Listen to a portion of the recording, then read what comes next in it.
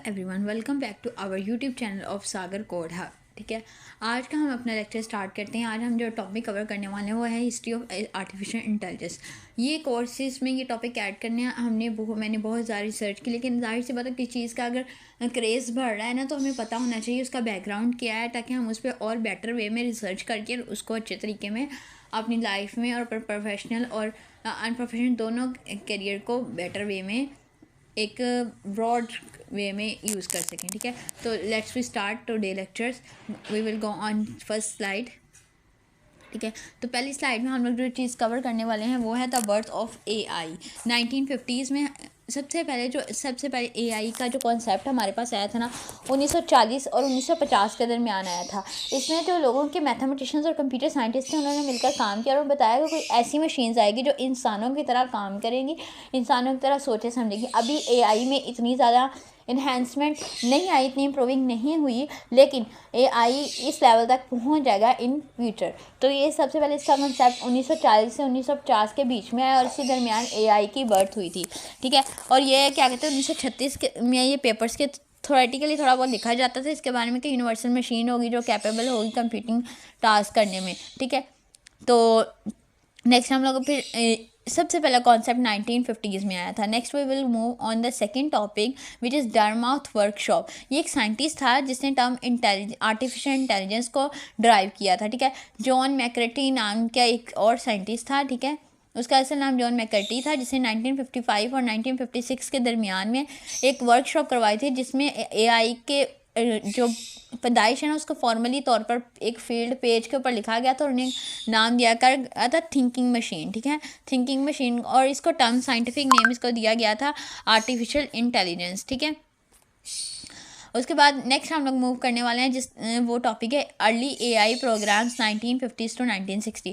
जो रिसर्चर्स थे ना, उन्होंने काफ़ी ज़्यादा डेवलप की एआई प्रोग्राम को कि वो प्रोग्राम को सॉल्व कर सकते हैं। ठीक है, लॉजिक, सिम्बॉलिकली, लॉजिकली और रूल बेस्ड सिस्टम। जैसे अगर हम मैथ्स की बात करें तो एआई हमारे मैथ्स के क्वेश्चन भी सॉल्व कर देता है। तो वो क्या हुआ, हमारे लॉजिकली क्वेश्चन, सिम्बॉलिकली यानी कि फ्लो चार्ट्स वगैरह अगर हमने बनाने, एल्गोरिथम्स लिखवाने हो अपने कोड्स के, तो वो सारी चीज़ें रूल बेस्ड है, यानी कि जो प्रोटोकॉल्स वगैरह होते हैं हमारे इंटरनेट के, वो सारी चीज़ें इसमें लिख सकते हैं। मैंने एग्जांपल दी है और भी किस तरह के एग्जांपल आप ले सकते हो। ठीक है, ये सारा हमारे पास कब डेवलप हो रहा है, 1950 से 1960 के दरमियान में। ठीक है, 1956 में एक और साइंटिस्ट था Allen Newell and Herbert A Simon, जिसने एक लॉजिक डेवलप किया था जिसमें मैथमेटिकल थ्योरम्स को हमने साबित किया। ठीक है, नेक्स्ट हम लोग जिस टॉपिक में मूव करने वाले हैं वो एआई विंटर्स 1970 से 1980।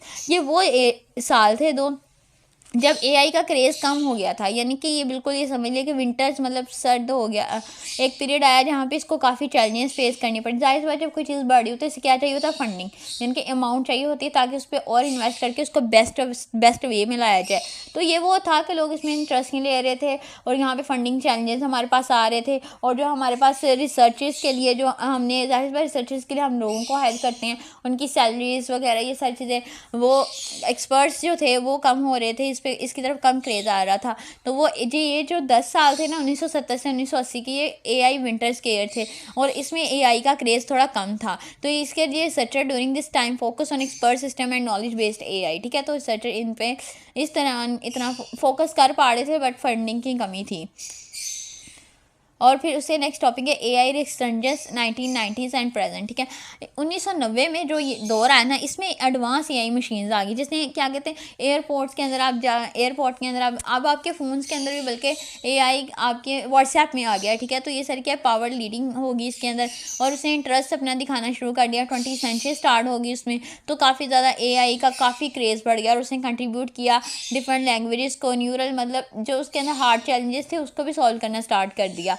और रोबोट्स बने एआई। ठीक है, अभी बाहर की कंट्रियाँ यूके, अमेरिका, इन सब में रोबोट्स चलते हैं पेरेंट्स की केयर टेक के लिए और बाकी सारी अदर एक्टिविटीज़ के, which is look like an humans की तरह वर्किंग करते हैं कॉफ़ी शॉप में कॉफ़ी मेकिंग के लिए। ठीक है, next we will move on the topic of deep learning revolution 2010s और प्रेजेंट, यानी कि 2000, यानी कि जब 20वीं सदी स्टार्ट होगी ना, तो इस वक्त एआई का क्रेज़ इतना ज़्यादा बन गया, एक गेम चेंजर बन गई थी। डीप लर्निंग मशीन लर्निंग का एक सबसेट है जो कि गेम चेंजर बन गया। तो इसमें हमने न्यूरल नेटवर्क को इतनी डीपली स्टडी किया कि we will make thousands of AI tools which work professionally influently and very significant progress हमें दिखा रहा था कंप्यूटर के अंदर, जैसे NLP विजन हो गया, ठीक है, और भी बहुत से बड़े बड़े प्रोजेक्ट्स, ठीक है। रेनफोर्समेंट लर्निंग से मुराद ये है कि यहाँ पर बहुत मैनर्ड वे में स्टडीज़ होने लग पड़ी, और उसके अंदर जो कोडिंग कॉन्सेप्ट्स आए, मशीन लर्निंग में जितने भी पाइथन ये सारी लैंग्वेजेस आ गई, इसका अब कोड हम प्रॉपर AI से लिखवा सकते हैं और AI से एप्लीकेशंस बना सकते हैं। वो किसकी मदद से कि उसको डीपली स्टडी किया गया है, ठीक है। Next we will move on expert system 1970s to 1918।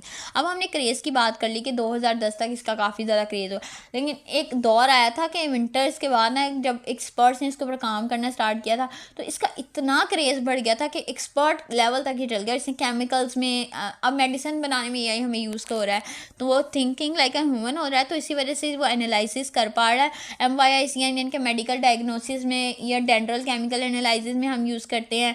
Medical conditions आपकी होगी और डिसीजन मेकिंग और इस तरह की बहुत सारी एक्सपर्ट, जब कोई चीज़ इंसानों की तरह सोचने लग पड़ती है ना, तो वो बहुत पावरफुल हो जाती है, ठीक है।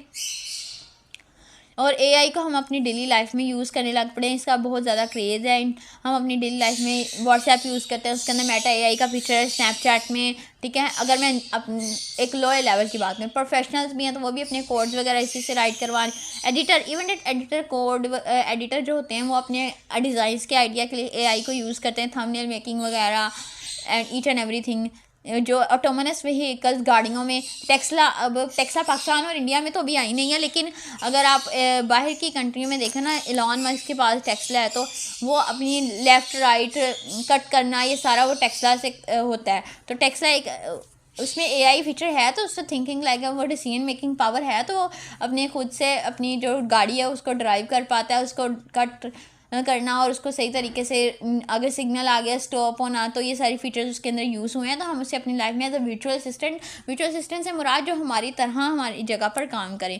तो इसलिए हमारी जैसे सीरी और रिकमेंडेशन, अगर आप एंड्रॉयड यूज़र हैं तो आपको गूगल असिस्टेंट का पता होगा कि वो सारे फीचर्स यूज़ करता है। सीरी आईफोन यूज़र्स हो गए, ठीक है, तो ये सारे फीचर्स उसमें यूज़ होते हैं।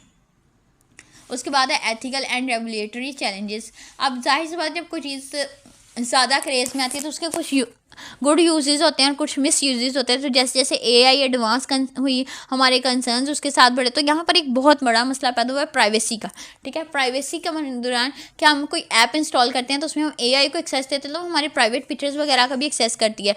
तो कोई अगर मिस यूज़ करता है तो उसको गलत, उसकी गाइडलाइंस के ख़िलाफ़ जाता है, तो जाहिर सी बात है वो हमारा अनएथिकली डेटा हैक कर लेता है, और वो एक नॉर्मल पर्सन के लिए काफ़ी ज़्यादा हर्ट होगा, और ये एक आप समझ सकते हैं कि नुकसानदेह चीज़ है।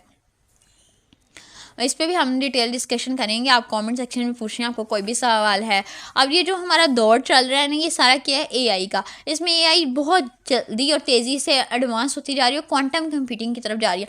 क्वांटम कंप्यूटिंग से मुराद जिसके अंदर fast, quantum means fast, fast to faster explain इसमें हम कर सकते हैं, और हमारी हेल्थ केयर, क्लाइमेट मॉडलिंग, हर एक चीज़ में इसमें एक्सप्लेनेबल हो रही है। तो आज के लेक्चर में फ़िलहाल इतना ही। So keep learning and keep exploring. Like, comment and share, subscribe my channel and share with your friends.